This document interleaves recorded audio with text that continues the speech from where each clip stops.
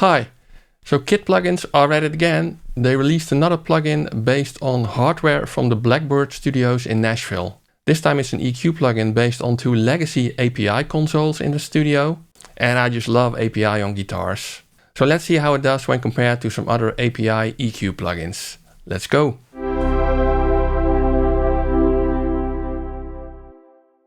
So this is the Kit plugins website for their Blackbird A5 plugin. And if you look at the style of the knobs in this EQ, it's clear that it's API inspired, which they also say over here, inspired by one of the largest API legacy consoles to ever be built. This revered console has been the catalyst for numerous chart-topping records, all within the confines of one of Nashville's most coveted recording spaces.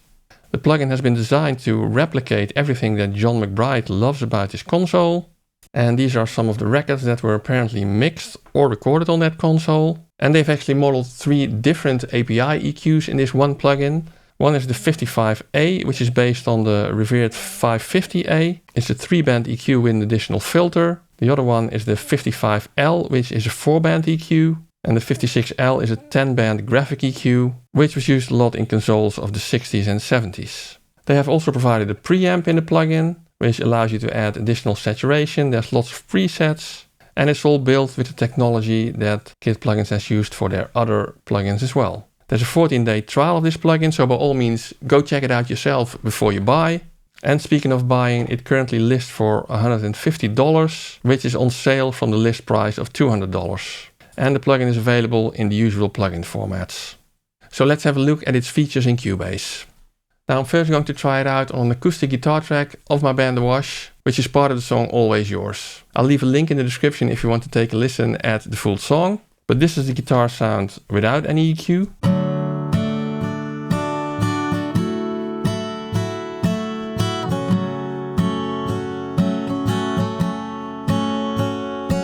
So not bad to begin with. And this is the Kit plugins A5 plugin, which is now set to the 3-band EQ.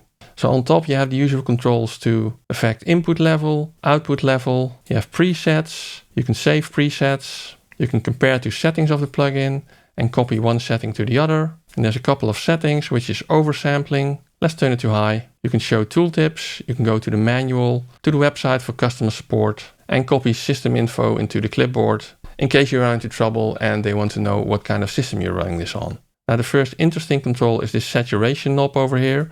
And that is only enabled if you set the preamp to mic. So let's listen to what happens.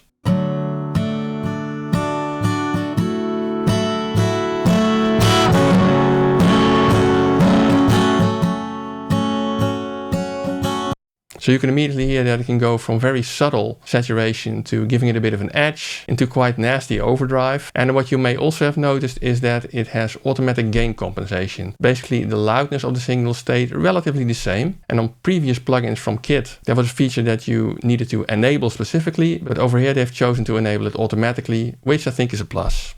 Now there's a pad to turn down the level on the input and you can reverse the polarity of the signal. And also an extra on this plugin is that they've added specific high and low cut filters, which I think is also a great addition because normally the low and high bands of the API EQs can be either set to shelf or bell mode, but not low cut or high cut. And in addition, you don't waste one band of the real EQ if you want to get rid of the low end. So I think that's also a very nice addition in this version of an API emulation. Let's have a listen.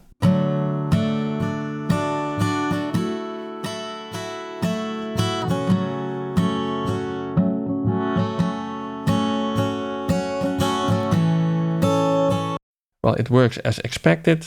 Then you have the level of the input signal. And in this case, you have 3 EQ bands, where the top band can either be set to bell mode or shelf mode. The low band can also be set to bell mode or shelf mode. And there's an additional filter on this 3-band version, which provides an additional bandpass filter from 50 Hz to 5K. I guess that was meant to provide that low and high cut, but now you also have the additional low and high cut on this Kit plugins version. So let's set up this 3-band EQ for this guitar track.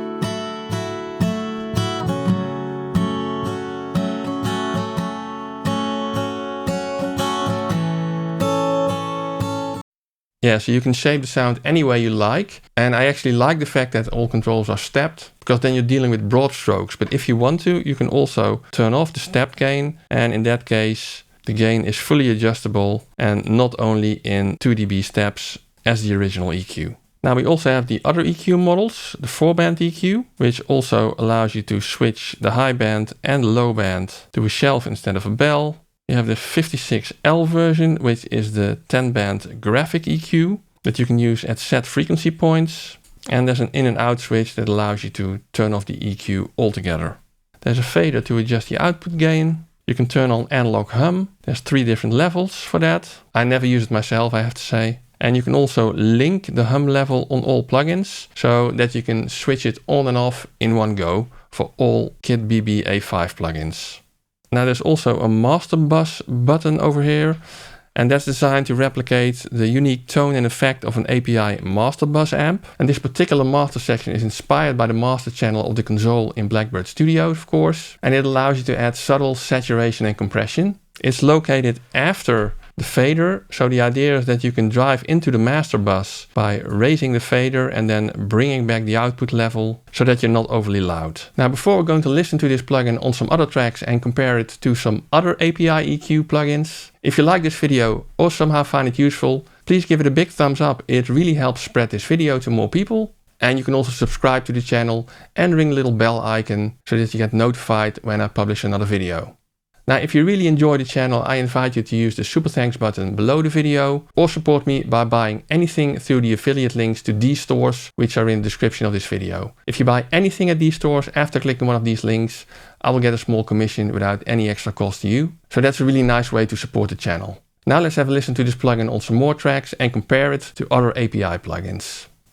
Now for me, I have to say I'm a big fan of API EQs on electric guitars, so let's start with that. These are some stereo recorded electric guitars without EQ on them.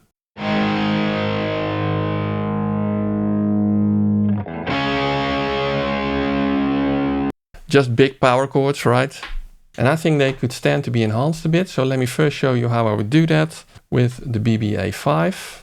So first of all, I would dial back the low end a bit.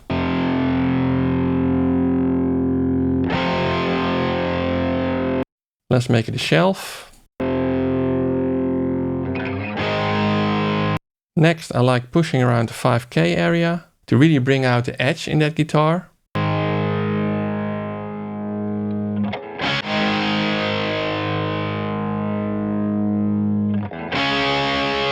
Now, as you can probably tell, that sounds like a bit too much, but I can tame it again with a high shelf just above that. So let's set the high shelf to 7K and turn it down.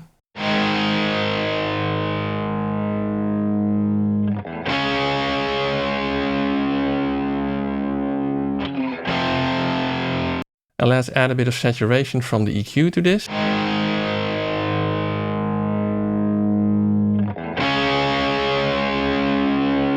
So if you now compare it before and after, this is without EQ, and I'll enable it so that you can hear the difference.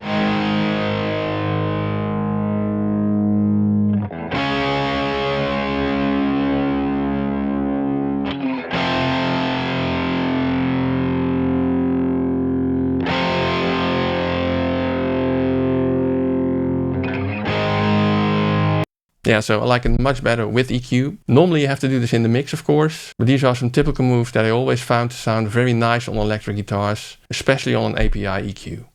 Now back to the comparison, because let's remove this plugin now from the no EQ track, because I also have this plugin set up on the Kit BB A5 track over here, set pretty much like I just showed you. I'm also using a Gem EQ 550 to compare it to, which is an emulation of an API 550, set to comparable settings, then tuned by ear and by plugin doctor to get a similar EQ curve. And the last plugin I'm going to compare it to is the Lindell 50 by Plugin Alliance. This one also has a gate and a compressor, but I've disabled those. And the EQ controls are set up similar as the BB A5, also with some additional saturation. And I've made sure that they all sound with equal loudness. Let's listen to the differences. First without EQ and then with the various API EQs.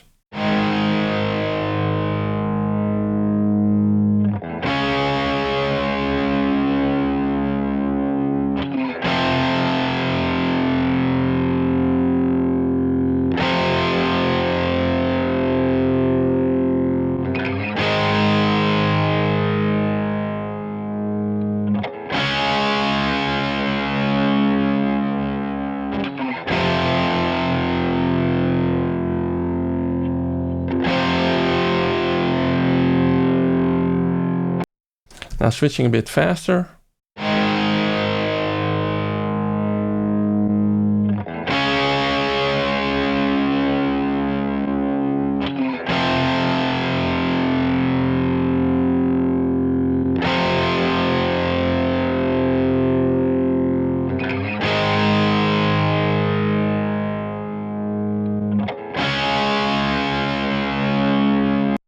Can you hear a difference? Let me know in the comments. Next up, the API EQs on vocals. And these are the settings on the Kit plugins BBA5, and I've done similar settings on the Gem 550 and on the Lindell 50. Let's listen to the differences. Storm is rising, the wind is crying, stars are falling down. Hope is rising, the world is trying to keep those stars in place. Put a smile back on your face. Can you hear the difference? Let me know what you hear in the comments. Next up, let's compare the saturation on these plugins, because they all have a preamp stage that you can drive a little bit. Now the limiting factor in this test was the Gem EQ 550, because you can basically drive the input and then you decrease the output so that the loudness stays about the same, and you can see that it introduces harmonics. But the amount of saturation that you can get in this way is way less than the BBA5 or the Lindell 50 can introduce. So I've used the Gem EQ 550 at its max saturation setting and then adjusted the BBA5 and the Lindell 50 to get a similar sort of saturation. And it's not super clearly audible now, but it just gives a little bit of extra hair, so let's listen to it. Storm is rising, the wind is crying, stars are falling down.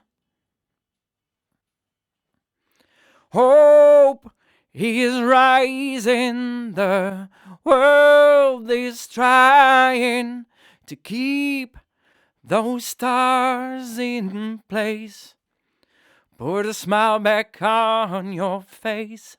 And can you hear a difference in the character of that saturation? To me it definitely sounds like they're all from the same family, but let me know what differences you can hear, if any. Next up, the master bus section. And in this case, I've just compared a track without any plugin on there to a track with the Kit BBA5 with the master bus enabled, and I've driven it as loud as I can, and I've compensated the additional loudness by turning down the output level. No further EQing, just the master bus section. So let's listen to the difference on a live track from my band The Wash.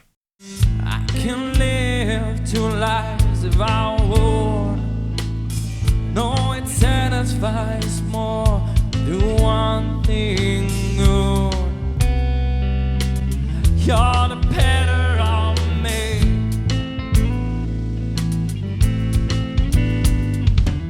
Oh, I want the key. I turned the lock. I can't break through my mind. Stop me. You're the better of me. 'Cause I'm on the run. Yes, I'm on the wrong. I'm ready to. So can you hear a difference in that? I think it's quite subtle, but let me know in the comments. Now, if you want to listen to this more closely without the additional YouTube codec that you're now hearing, I've also provided these tracks for download with a link in the description below. So check it out. So what do you think? Does this plugin offer more than other API EQs? Does it sound better? Let me know in the comments.